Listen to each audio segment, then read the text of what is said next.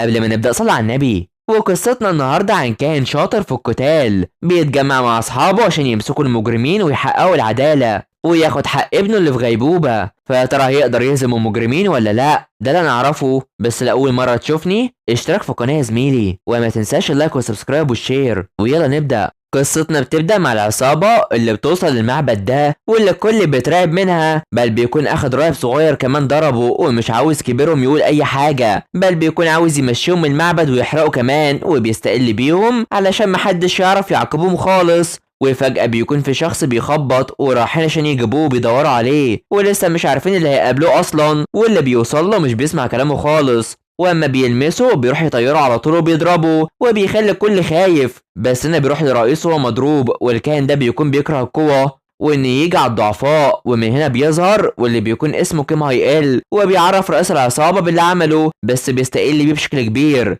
بس كان بيعرفه في ان ازاي عايزين المعبد عشان يحولوه لبيت عضو البرلمان، ومش مهتمين بالدين اللي هو بوذا اللي هو تمثال ملوش لازمه يعني. بس العصابه بتقرر انها تحاربه ولسه ما يعرفوش هيقابلوا مين اصلا، وبالفعل بيروح عشان يحاربوه وبيضرب اول اتنين على طول، بل بيروح يجيبوا الاسلحه كمان بس مش بيهمه اي حاجه، وبيفضل يضرب في كل عصابه حرفيا، وبيكون كويس جدا في القتال. ومن هنا بيظهر بشخصيته الحقيقيه وانه راهب بشعر عادي وبيرفضوا انه يحارب بالحاجات اللي معاه، وبالفعل بيسمع كلامهم وكل العصابه بيتجمعوا عليه من تاني وبيروح عشان يضربهم، بس بيظهر بشكل حقيقي اللي رئيسهم بيستغرب منه جدا، وبرغم كده كان بيفضل يضرب فيهم وبيخلص عليهم، وبيجي دور الرئيس اللي بيكون خايف جدا وبيعرفه في انه طالما كان فمش لازم يأذيهم اصلا، وبيرجع في كلامه على طول. بس الجرس بيرن والاشعارات بتحصل وبيقولوا انهم قالوا له ان نضرب فيه جدا، وبالفعل بيفضل يعمل ده وبيضرب فيه بيعلمه الادب. فبنروح للاطفال دول اللي بتكون الراهبات معاهم واللي اشهرهم يا كيم انكيونغ،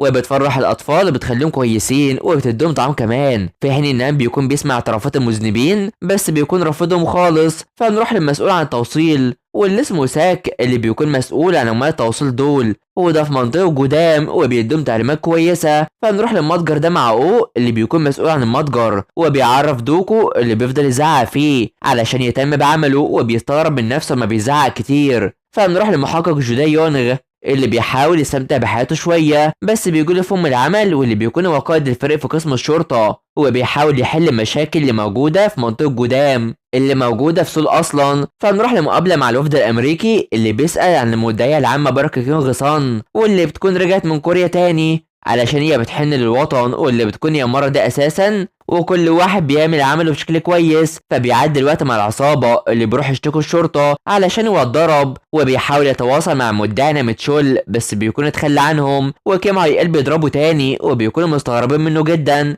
وده في انه اتخلى عنهم قوي كده، والحاف انهم بيكونوا سجلوا كل حاجه اصلا، وبيخلي العصابه مستغربه بشكل كبير. وكيم هو اللي فرحان وبيجي فيهم الكيان العالي واللي بيقرر يخرجهم كلهم بالفعل، فبيروح يشكروا كيم على كل اللي عمله ده، وكمان سنغيون اللي كان السبب انهم يقابلوا كيم. فبياخدوا بيروحوا عشان ياكلوا سوا وبيعزموا على الطعام وعاوز يكون زيه بس ياخد طبعه الحاد وبيمثل في انه تعبان كده، بس بياكلوا سوا. وفجأة المحقق جو بيجي واللي بيلوم كيم انه كان في المعبد اصلا ودخل في حوارات من تاني، وبيقرر ياكله معاه على طول علشان يسكته، بل اول ما بياكل بيدبسه في الطعام كمان. فبيروح يلومه عشان هو ضرب العصابه لوحده، وبيعرفه انه لازم يتغذى عشان هو القائد المسؤول واللي بيحارب الشر، وده بجوار كيم وبيخليه يزعق وبيكونوا مضحوكين فعلا. فبيعدي الوقت وبيتجمعوا الفريق كله سواء كان كيم او جو او كيونغ او حتى ساك، وبياكلوا سوا وعايزين يعرفوا اخبار المحققه سان وجيونغ كمان، وبيفضلوا يتكلموا وياكلوا وبيهزروا، بس كيم بيزعق ومش عاوز حد يقول كلمات عن السلام وبيصرخ وبيروح يضيع السر على طول، وحقيقي بيكون مجنون فعلا. فانا سان بيكون ماشي بس فجأة الطلاب دول بيجوا وبيقرروا انهم ياخدوه وبيضربوه على طول، بيعرفوا في انه شافه امبارح وبياخدوه يعذبوا فيه اكتر. فنروح لبارك سان اللي بتتقابل مع الشخص الاجنبي ده اللي عاوزهم يتطوروا في العلاقه وتروح معاه في رحله، وده بيخليها مستغربه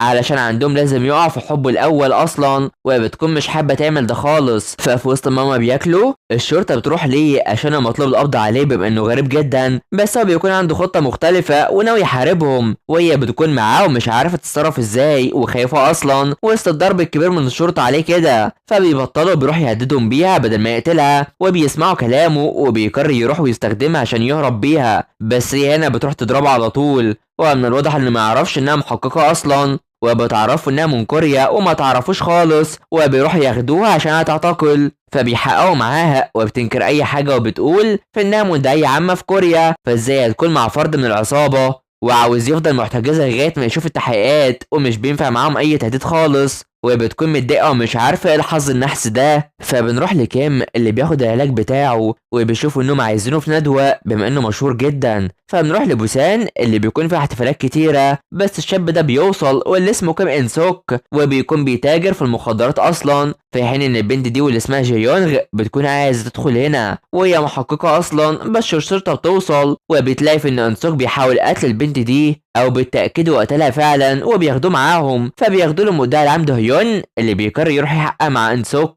واللي بيلاقي في انه شارب كل انواع المخدرات، بس هو بيكون واثق في ان ابوه يطلعه في النهايه. بس ديون بيكون عكس كده طبعا، وبيروح يتعامل معاه بشكل وحش، وان المحامي الخاص بانسوك كمان بيكون هيتاخر ولازم يجي بدل ما يتحبس، وبيحذره وبيجيله فون علشان هو ابوه شخصيه مهمه طبعا. فبيروح يتكلم مع مساعد على اللي يعمله، وعايزين يعرفوا مين هم اللي بيبيعوا مخدرات في المنطقه، وشايف ان الامور خطيره. فبيعدي اليوم على الاعلام اللي بيتلموا عليه علشان ابو سوك هو تشيون عضو البرلمان، واللي بيكون شخصيه مهمه، واللي المدعي العام بيكون بيتكلم مع دهيون وعاوزه يشتغل بشكل كويس، وشايف ان الاولويه العداله. وطبعا دهيون بيسمع كلامه رغم ان بيكون متعارض معاه اصلا. فبنروح تجمع عن واو كيم وكيونغ وجو، وبيروح يتكلم معاهم في انه يروح المحاضره واللي موجوده ببوسون، وبيتريقوا عليه. بس سان غيون بيجي وكان بيلاحظ في ان عليه اثار ضرب، وبيروح يمشي على طول، والكل في الكنيسه بيبان في انه مش كويس خالص. فبيروح كام يعطي محاضره ليهم واللي بيتكلم عن الدين، وبيحاول يهزر معاهم، والمتابعه تقول ايه هو وكو كيم، وبيقول في ان الحاجات الثابته في كل الاوقات هي العداله، ولازم اللي يغلط يتعاقب، وان دي مش المشكله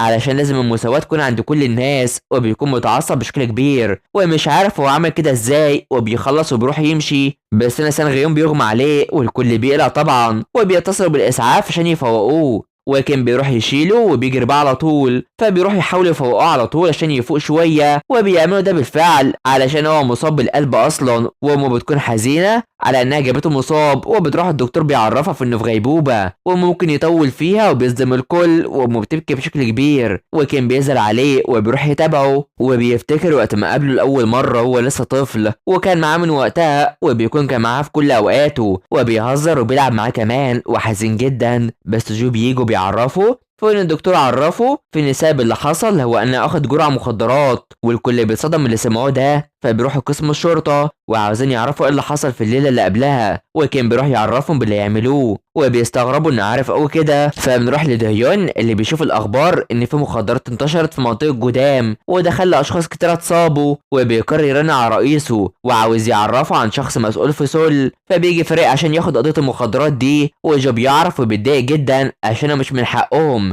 علشان هم شغالين عليها، وكان عاوز يعرف من اللي عمل كده في سانغيون. فكان بيروح يتفق مع جو اللي يعملوه. فهنا تشيتي جيرالد بيلومه علشان هو اللي خلى سانغي كده اصلا، واول ما بيعدي اليوم كان بيروح يشوف اي حاجه توصلها بقضيه سانغيون، واللي بيلاقي ان الكل بيتكلم عليه في الفصل وكمان صاحبه، ولما بيكونوا يتنمروا بيجوا بيوقفهم وبيتكلموا عليه بيزعق عشان هو اكيد مش بياخدها وهو صاحبهم، فلازم يدافعوا عنه، وبيمسح كل حاجه وعاوزهم يكونوا اطفال محترمين. فزميله بيروح يعرفه فن اتصل عليه وقال له تشيتي ومش عارف من الشخص ده، بس بيروح بيلاقي ان سونغسا خلى فريق يصور كل حاجه عشان يساعدوهم، وناويين يرجعوا يحققوا في القضيه ويتابعوا كل حاجه، وبالفعل بيوصلوا ليهم، وكان بيروحوا بيضربوهم كلهم لغايه ما بيخليه يقول في انه اللي قطع مخدرات لسانغ، وده علشان كان شافهم وهم بيبيعوا وفضلوا يتابعوه وقرروا يخلوه ياخد المخدرات بالعافية، وده خلاه يتعب جدا وبيكون مش مصدق ده وعاوز يعرف اللي بيعطي المخدرات وبيتجنن عليه علشان يبان كده لغاية ما بيقولوا بالفعل وبياخدوهم لهناك وبيتحاربوا جدا. بس كان بيدور على جرالد ومساعدينه بيحاربوهم سواء كان كيم او جو واللي بيضربوهم على طول بل بيجروا كمان، وجرالد بيحاول يهرب بس مش بيعرف وبيروح لهم التلاتة سواء كيم وجو او ساك وبيروح يمسكوا بيعلقوا كمان هو وكل اللي معاه وبيعذبوهم وبيلاقوا انه مش عارف اي حاجة علشان بيغيروا ارقامهم باستمرار وبيفضل يعذب فيه وبيدوخه وبيقول اسمه وده علشان يبطلوا تعذيب وان اسمه انكليس ناربوسان. بس الشرطة بتوصل وبتلاقي الكل جاهز وكمان الاعلام وبيعرفوا ديون اللي بيكون مصدوم اللي حصل ومش عارف مين الفريق ده، فكان بيصلي عشان سانغيون يفوق وبيروح يعترض علشان سان ما كانش عاوزه يحصل فيه ده، فبيجتمعوا تاني وبيفكروا بس كان بيكون متضايق عشان مش عارف يوصل لحل وشايفين في انه يعمل حاجة بس مش هيعرفوا يوقفوه وبيفكر في انه يروح ويتخنقهم سوا وبالفعل بيكون راح لبوسان وبيستعد للمجرمين. والجزء بيخلص على هنا، فما تنسوش اللايك والاشتراك في القناة وتفعيل الجرس حلوين علشان يوصلكوا الجزء الجاي. تابعونا، سلام.